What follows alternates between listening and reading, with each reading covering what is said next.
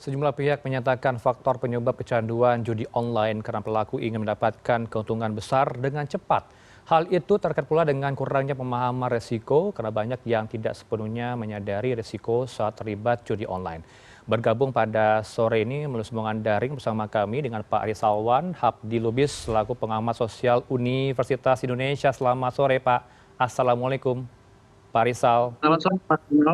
Waalaikumsalam warahmatullahi Baik, wabarakatuh. terima kasih sudah meluangkan waktu dengan Newsroom. Pak, bisa digambarkan, dijelaskan ke publik apa saja faktor kecanduan judi online itu, Pak? Ya, saya kira ada 3 faktor besar ya.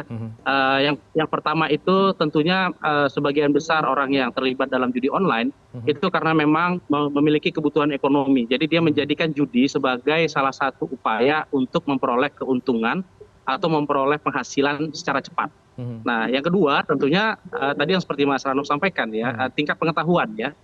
Karena ini bisa saja mengenai bukan hanya kelompok orang miskin, tapi kelompok menengah ya yang kemudian ditawari ya, kemudian dia tidak tahu bahwa ini ada unsur perjudian di dalamnya. Dia ikut masuk ke dalam dan akhirnya masuk ke dalam perangkap perjudian. Nah, yang ketiga ini yang saya kira paling penting ya, ini agak filosofis nih. Karena manusia itu adalah makhluk yang penuh dengan pengharapan ya. Jadi sudah pasti judi itu kan tingkat ketidakpastiannya tinggi ya. Jadi mungkin bagi sebagian orang beranggapan bahwa judi itu adalah satu usaha, satu ikhtiar gitu ya, yang bisa ditempuh, memang tidak pasti.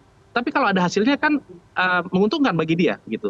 Nah, ini yang tadi kembali ke poin nomor 2, mereka sebetulnya tidak punya pengetahuan bahwa yang namanya judi, algoritmanya itu tidak akan membuat kita untung.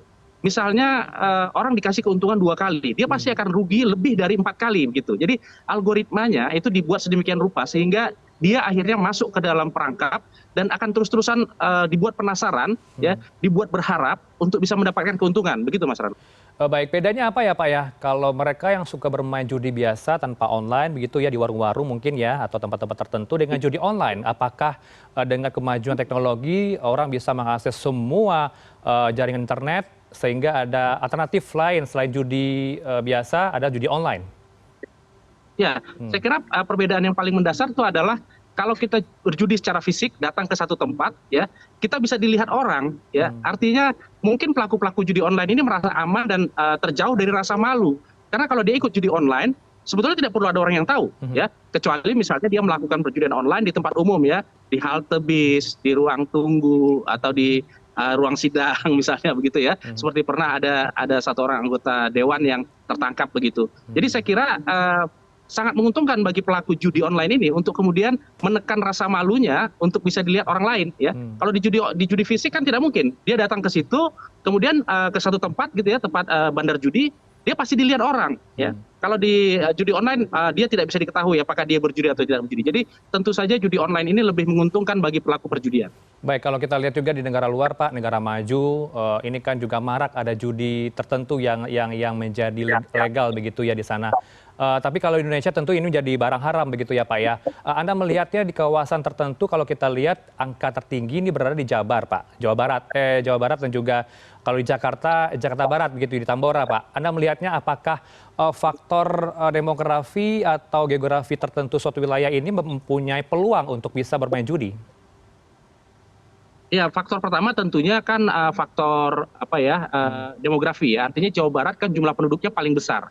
Ya, walaupun memang jumlah kabupatennya tidak sebanyak Jawa Tengah, tapi Jawa Barat itu jumlah penduduknya paling besar. Sehingga kalau pemilu ya Jawa Barat tuh menjadi salah satu lumbung suara ya. Nah, itu kan faktor yang membuat kemudian persentase menjadi besar.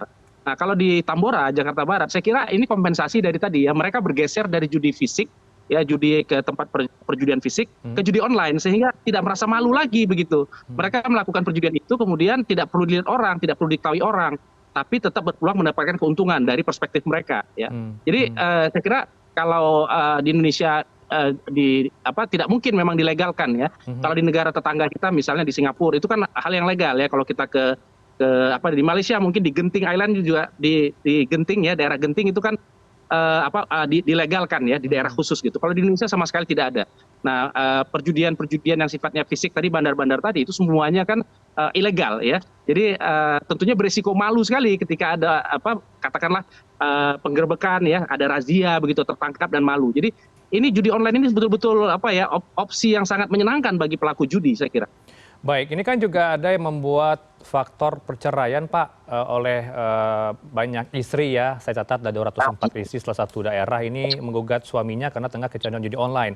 Apakah faktor ini juga mempengaruhi, Pak, adanya keharmonisan dalam rumah tangga menjadi penyebab dari judi online sehingga mereka bercerai? Atau bagaimana Anda melihatnya? Iya, iya, saya kira ini juga belum lama Hari Keluarga Nasional ya, kemarin baru tanggal 29 Juni.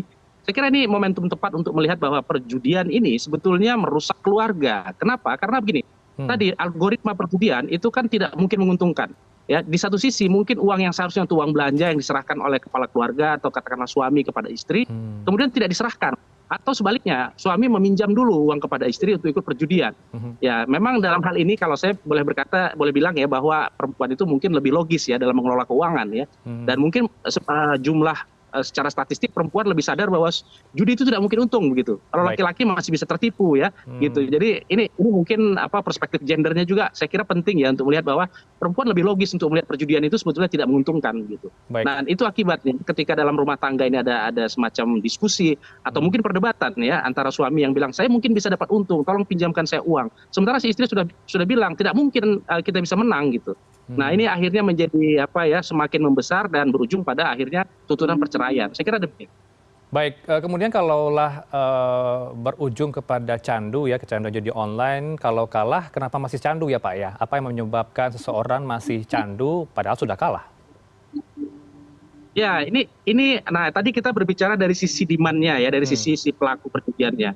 Kita harus lihat juga bahwa perjudian ini bukan hit and run ya. Dia itu percaya bahwa kalau orang sudah terkena pernah satu kali dibuat menang, dia pasti akan penasaran untuk menang terus. Nah, ini terkait dengan poin ketiga saya tadi, faktor ketiga. Manusia itu adalah makhluk penasaran, makhluk yang penuh harapan begitu. Dan ini dikelola dengan sangat baik oleh para penyedia jasa judi ini ya, para bandar judi ini. Mereka tahu persis bahwa ketika seorang manusia sudah pernah kena sedikit ya apa yang dia harapkan dapat, dia akan terus mudah terpancing begitu. Jadi ini memang nuansanya agak psikologis tapi juga sebetulnya sosial. Jadi saya kira untuk bisa mencegah ketergantungan judi ini hal yang paling mungkin adalah memperkuat sistem dukungan sosial dari seseorang begitu. Ya, jadi katakanlah memang saat ini mungkin pemerintah belum mampu untuk menghentikan secara total ya. Walaupun tadi sudah disampaikan misalnya sudah menutup beberapa jaringan dari Kamboja, dari Vietnam dan sebagainya, ya tapi tetap saja yang di Indonesia sendiri bagaimana begitu. Nah, jadi yang paling mungkin kita lakukan untuk mencegah kecanduan judi ini adalah memastikan tadi ya kalau suami istri tidak mungkin pertemanan ya. Dan kemudian harus ada dukungan sosial yang luas juga di tingkat komunitas ya. Karena tadi kita tahu modusnya adalah mereka yang ikut judi online itu dalam rangka agar tidak ketahuan orang. Nah, jadi kalau ketahuan bagaimana? Nah, kita perlu membuat dia sadar, membuat dia mengetahui bahwa ini tidak mungkin dia bisa kaya dengan judi. Begitu, Mas. Ya, membuat sanksi pidana ini menjadi lemah apa ya Pak ya, sehingga orang tidak jera terhadap judol? Ya, saya kira kalau judi online ini kan belum spesifik ya aturan hukumnya ya. Ini masih menggunakan aturan pidana yang sifatnya umum, generik ya. Mungkin memang perlu ada perubahan, modifikasi untuk menambah seperti misalnya di narkoba kan sebetulnya sudah tegas ya, sudah lebih tegas begitu ya. Nah, cuma memang di narkoba sendiri kan lebih banyak akhirnya tidak dipidana tapi direhabilitasi. Nah, kalau di perjudian saya kira kan tidak ada opsi rehabilitasi.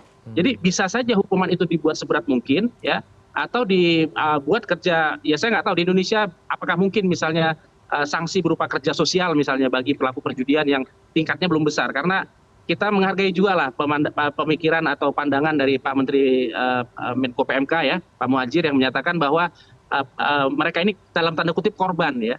Tapi kalau saya tidak setuju menyatakan mereka ini korban ya, mereka tetap pelaku pelanggar hukum gitu. Nah, jadi ya oke lah kalau kita ambil jalan tengahnya mereka dapat bansos tapi dapat sanksi misalnya hukuman kerja sosial misalnya ya, membersihkan jalan, ya, membersihkan fasilitas umum dan sebagainya. Gitu Mas Aruf. Ini yang juga tengah hangat dibicarakan Pak, di informasi awal kita sampaikan tadi ada warga dari Katulampa Kota Bogor ya, kakak beradik ini menjadi agen situs judi online kemudian merekrut 70 selebgram. Apakah faktor ekonomi juga mempengaruhi ya Pak ya, sehingga orang dengan instan bisa bekerja di judi online juga?